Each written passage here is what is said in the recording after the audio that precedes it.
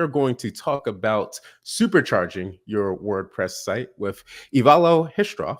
And he is a co-founder of CTO of NitroPack. As a seasoned developer with more than 10 years of experience, he's a key player in the web performance space. His approach to site speed optimization led to building breakthrough solutions like font subsetting, adaptive image sizing, and unique JavaScript execution.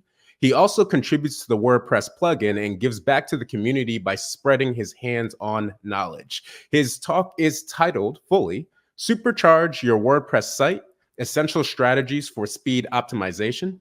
In today's fast-paced digital world, every second counts when it comes to website loading times. Join Ivailo Hristov, CTO of NitroPack, for an enlightening session on how to supercharge your WordPress site for optimal performance. In this talk, Ivailo will delve into the importance of website speed and its direct impact on user experience, search engine rankings, and overall business success. Drawing from his extensive experience in the field, he will share practical strategies and actionable insights to help you streamline your WordPress site's performance. From optimizing images and minifying code to leveraging caching techniques and content delivery networks, Ivailo will cover the essential tools and techniques that every WordPress website owner needs to know. Whether you're a seasoned developer or a WordPress enthusiast, this session will equip you with the knowledge and resources to significantly boost your site speed and unlock its full potential. Don't let slow loading times hold your website back.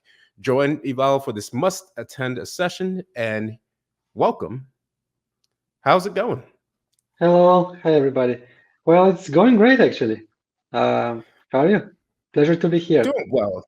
Appreciate you joining. This is a very important topic because as we get more into what's going on with data and all the things that we load onto our site, the content management systems that WordPress is, slow loading times is probably right up there as like one of the number one frustrating things when it comes to WordPress. So very interested in this talk, very interested in knowing what you have to share as an expert and professional. And with that, take it away. Yep, thank you. So today, as you mentioned, we're going to talk about speeding up your website or supercharging it. We'll give you the essential strategies for good site speed. We will discuss why site speed matters still in 2024 and actually even more than ever. Measuring web performance in different ways that you can do that. Also, some common pitfalls of site speed and best practices for speeding up your WordPress website. And finally, we'll end with a Q&A session. Actually looking forward to that one really much. So yeah, my name is Ivailo. I've been making websites faster for more than 10 years. I love open source, and I'm really excited by innovating with new methods for speed optimization. So why does site speed matter in 2024? Well, as many studies have shown, site speed has always been a factor that can contribute to better conversion, better sales, and overall better experience for your users on your website. And we've got the data from one study here where the site improved their speed, and they saw a user engagement improvement by 5.2%. Their conversion rates increased by 8.4%, better user retention, bounce rate dropped by 5.7%, and it has, of course, SEO benefits. And of course, if your site is efficient, it uses less energy and it's more environmentally friendly. So another thing that we did is also a study from us, actually looking at our numbers, and we kind of measured what is the number of page views per user journey, comparing slow and fast page loads, and it's actually quite the big difference. So we took the 3-second mark as a differentiator here. And if your site is loading under 3 seconds, you're likely to be getting up to 60% or more page views per journey, just by having a faster website. And also, there is a really interesting graph around how site performance affects drop-off rates, because we know time is of essence these days. Everybody wants to do what they are set out to do quickly. So if a user needs to wait for a long time, they're likely to bounce off and go do their business in a different place. So you can see in this graph, it's very interesting how there's a sharp increase in drop-off rates after you pass the between 2 and 3 seconds. So it's after you pass the 2.75 seconds actually. So it's really important to try to load your website under these thresholds. And one of the things that you should start with is actually measuring your current state and measuring continuously how your website is performing. And there are different tools that help you with that. Some of the popular ones are Google's PageSpeed Insights, Lighthouse, Web Page Test, GTmetrix, and the Google Search Console is also surfacing some interesting real data from real devices. Actually, both Search Console and PageSpeed Insights have this ability, which is we'll see a bit later, but it's really important one. So there's what we call like lab data and field data, and I want to talk a little bit about the difference here. And lab data is typically what most people are familiar with. This is typically the score that you get, the numbered score that you get for your site performance. And lab data is run and is calculated in a controlled environment.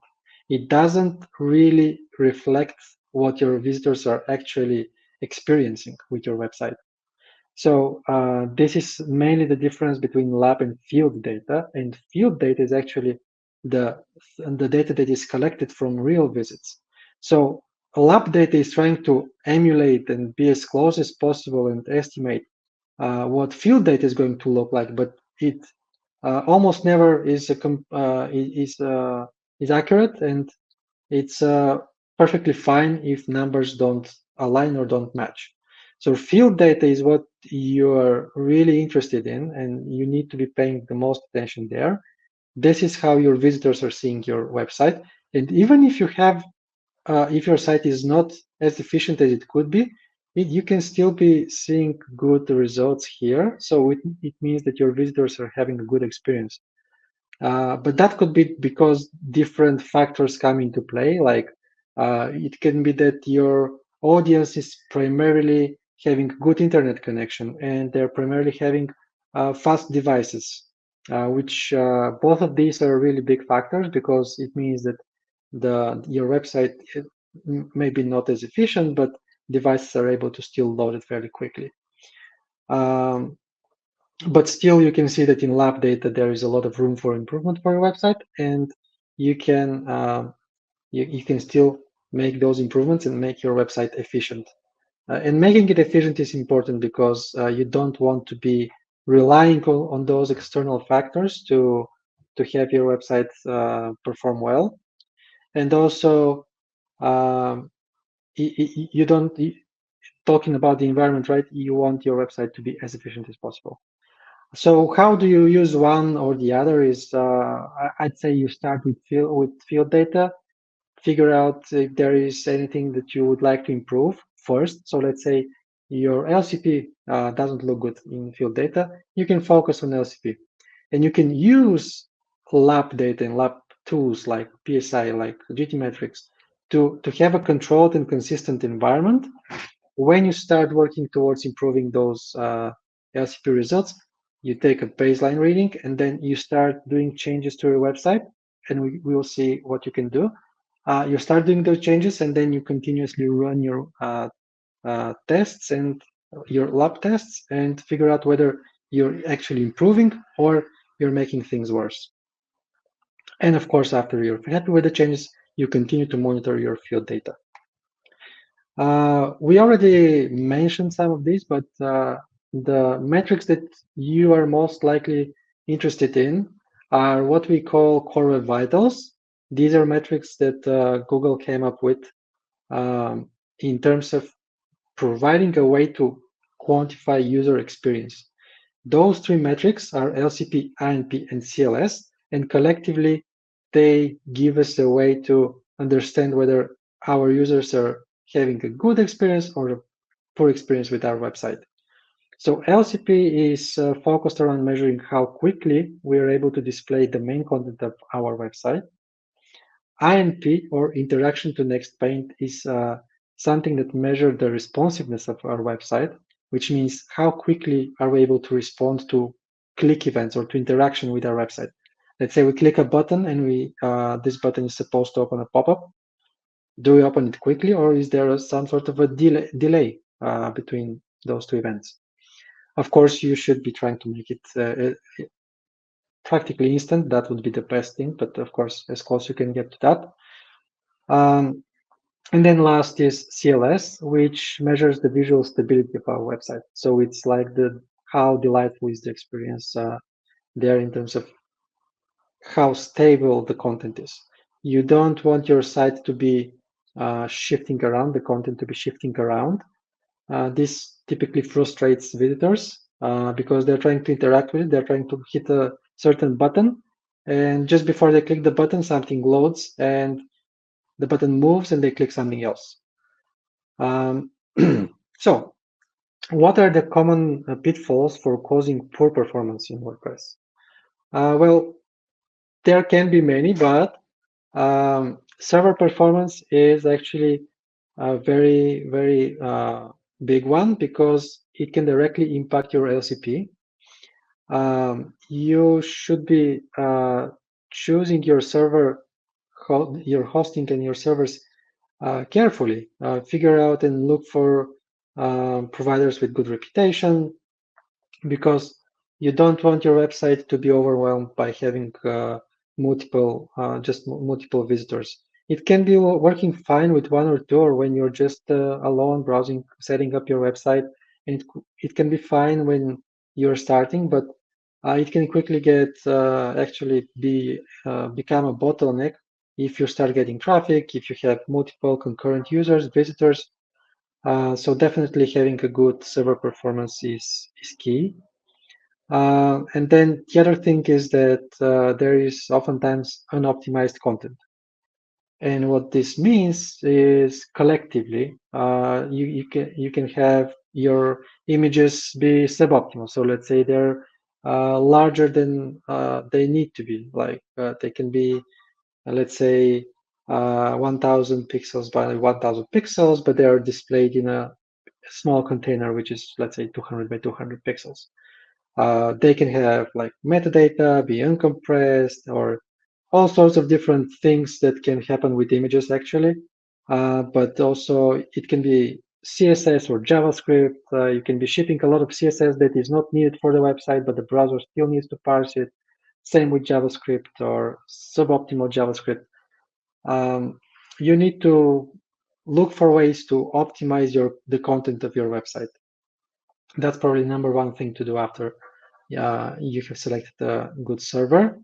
And there are many tools that can help with this. We'll see later, but I always suggest using, and I'm probably biased here, but I will always suggest using an automated tool for dealing with these tasks of optimizing your content. And then there is the theme and the plugin selection that you do. There are a lot of themes in WordPress, and there are some that have very good reputation regarding their speed and the focus of speed of their creator. So pick a good theme that is speed oriented and of course meets your needs. And there is the plugin selection. Oftentimes it is that people find some very interesting plugin that they like the idea of it, they like what it can do, and they install it. But it also oftentimes many of those plugins are just installed because they look interesting. They are not contributing much value to your website or to your visitors. So you need to really think about what is giving the value for your visitors and your customers and what is not. You can play around, try a plugin which looks interesting, but if it's not giving results, there is typically no point in having it around and keeping it around. It just makes things load slower. And finally, there can be render blocking resources. So JavaScript and CSS and fonts are oftentimes such resources. And just by rearranging stuff and the way they load, you can gain a lot of improvements in your speed. So how do you go about solving those issues? First, let's think of how to prioritize um, the loading of your above default content. This is the first thing that your visitors see. They land on your website and they need to see your main content very quickly. Yeah, as I mentioned earlier, people nowadays are busy. Time is a resource that needs to be managed more and more carefully, and they often bounce off if they are not able to do what they set out to do in a timely manner. And you need to display the main content of your website as quickly as possible so you can capture their attention. They can be engaging with the content, with the above default content, even though your website can still be loading something in the background or more of your pages in the background. Make sure that you prioritize the loading of your initial um, content of your page. So here we have an example where the same website had issues with prioritizing the loading of the main content, and with just a few simple optimizations, you can see how it's now loading much faster. You can see the difference in the experience here. And the way this website was able to optimize this is by optimizing images, by applying critical CSS, and optimizing fonts. All of those things can happen automatically, can be optimized automatically with different tools, but only NitroPack is able to actually optimize your fonts. So again, these things are, each one of these can be tedious to do by hand, but using tools is a really good choice here. And the next thing is that you want to ensure that your website is responding to user input quickly. Like we mentioned, INP, or introduction to next paint, is one of the core web vitals, because it's really important to not frustrate your visitors with sluggish interactions. Things need to happen preferably instantly. So clicking a button should trigger the action that this button should do as quickly as possible. And here we have an example of a certain element that you can see how elements are supposed to expand when you click on them. And if there is a delay, like the poor responsiveness on the left, you can see that the customer can actually click twice, because the first time they thought that they didn't press the button because nothing happened. And they clicked it again, and then the animation happened, and it opens and closes the content, which is leading to frustration. And in order to resolve these issues, you can look at a few common things, common solutions. One of those is reducing your DOM size. So that means don't put many elements in your pages. This is the technical thing, but essentially just keep the most important content of your pages. Don't make them super long.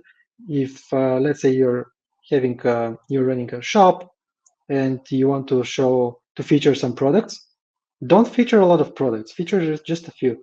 Don't have 5 different sections with different selections of products that each has like 20 of them. try to reorganize things around and split your content into multiple pages, and this way you can keep each of the pages light. Also, on the same note, same goes for CSS. If you are having a lot of CSS, it's likely that many of it doesn't apply to the current page. So try to remove unused CSS or just use simpler styling. And this can also help with INP. And of course, there can be JavaScript tasks that need some time to run or are not coded properly, and they take more time than they're supposed to take. So you can also look into optimizing those in order to improve your interaction responsiveness. And again, here tools can help you with most of those. You can be seeing, for example, if you are struggling with any of these, lab instruments like GTmetrix and Lighthouse can point you into the direction of what is actually problematic. Is your DOM size correct? Do you have unused CSS? Do you have a lot of JavaScript? Which JavaScript is taking a long time? These things you can measure with the lab instruments, and you can again, I will suggest you use a tool to optimize them. It's not feasible to try to optimize to remove unused CSS by hand. You will install a plugin tomorrow, or an update will come, and everything you'll have to start over with everything, and it's just not worth it. Focus on your main goals with your business and your website, and just use a tool that you trust to do these things. And in terms of improving your, again, the initial load of your website, you can also look into reducing time to first byte. This is a metric that measures how long it takes for your visitor browser to receive the first bytes of content from your server, and it is directly correlated with LCP. So the more time you can save here, the more you can save with LCP.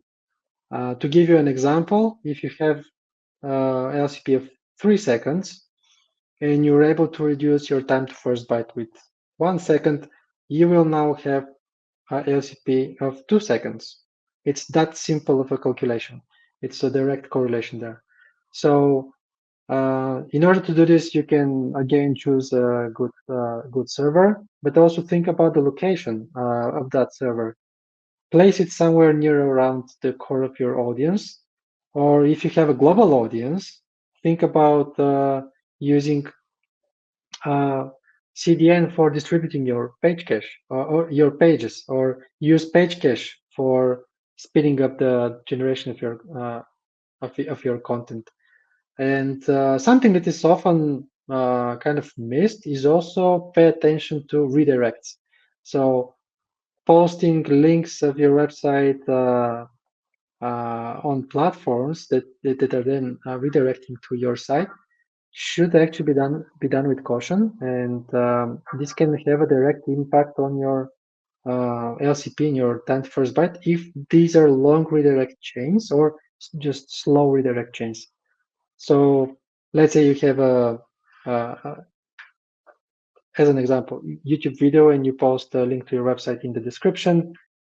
It could happen that these people clicking on this link are actually having very bad experience because there's different tracking that's going on, and different number of redirects, and this can have an impact. So if this can be just an example of what can be causing issues.